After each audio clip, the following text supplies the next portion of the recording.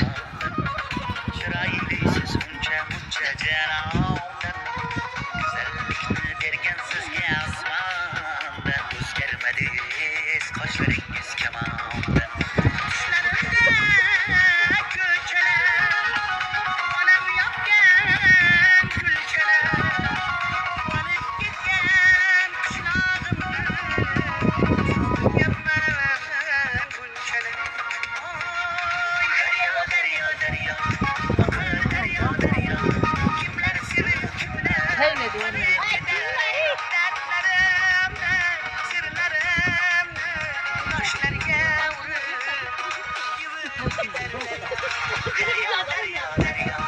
Ha? Neye taşlayapsın? Vediyega alyapman, hech joyga tashlayotganman juvali. Ne? Hey, Gulnora deyapken ne?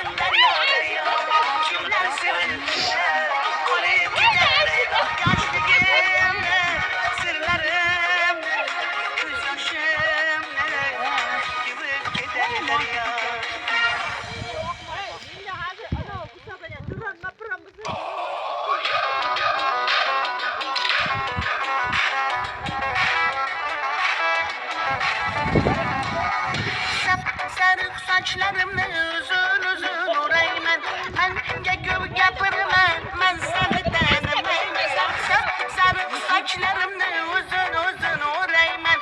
Yetedi buldu yapırman, ben seni tanımayım. Sözündeydi divana, gel sözleri fekana. Ne oydun?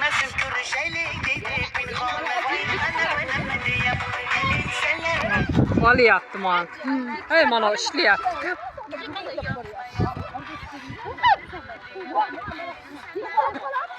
Mana 3 yil ana 3 yil.